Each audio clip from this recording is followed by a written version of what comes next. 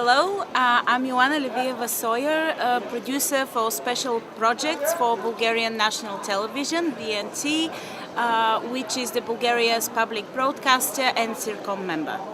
Our region is the whole of Bulgaria. We have national coverage. We also broadcast on the satellite channel for our diaspora abroad, all over Europe and in America as well.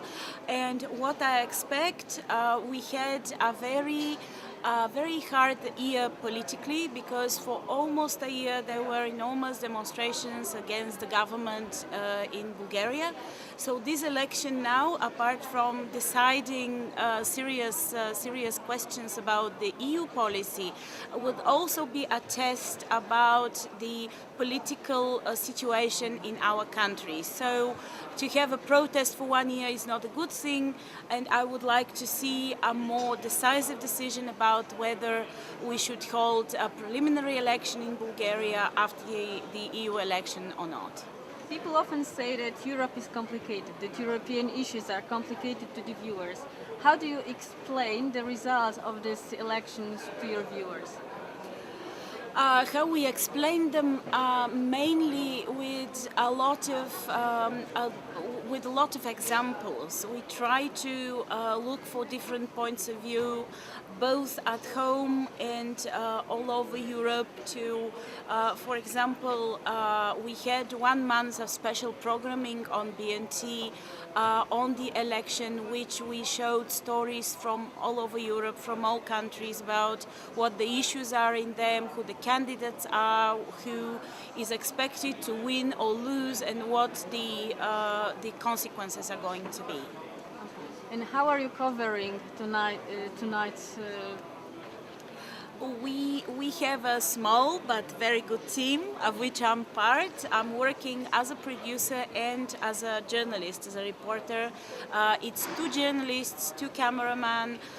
We already had 4 live connections, both on it, and it's now 4 o'clock. At 4 o'clock p.m. on election day, we've already been live on Skype and on EBU live connection.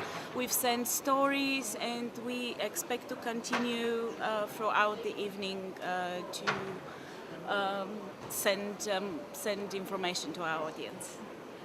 Will you show to your viewers also results from other countries? Yes, we already mentioned results in other countries about the elections that happened 2 or 3 days before. We gave, of course, they were not, these were preliminary results or exit polls, but yes, we will be speaking about other countries as well, especially the big countries in the EU, but also some of the other important countries like our immediate neighbors, big countries like Poland, for example, etc.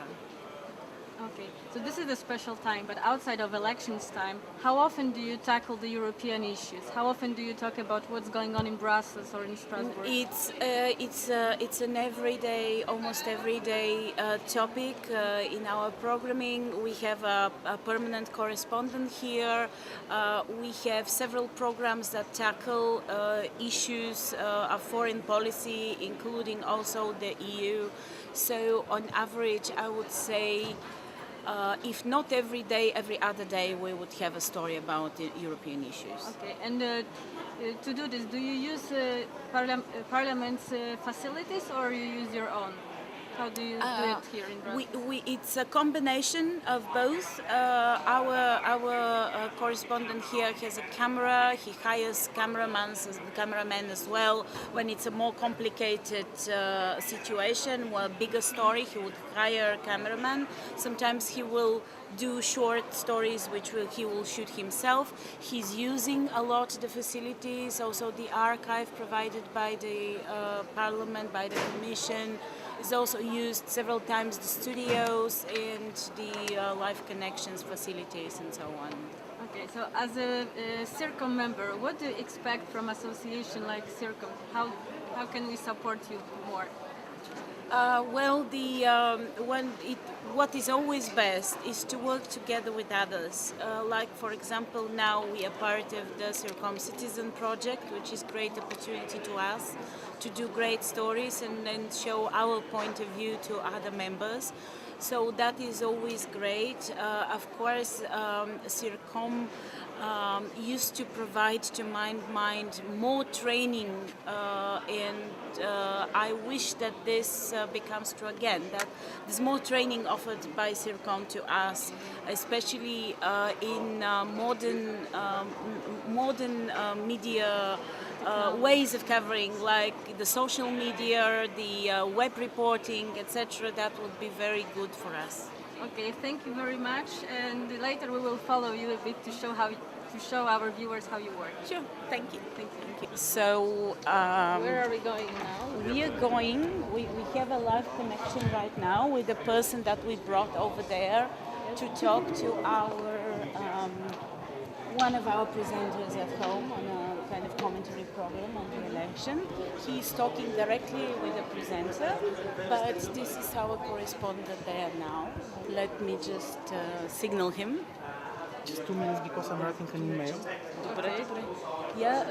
Ти си го пиши имейла, той ще снима. He's writing an email, so you could maybe show him doing this, because that's part of our life all the time. I'm actually now writing the queue for the...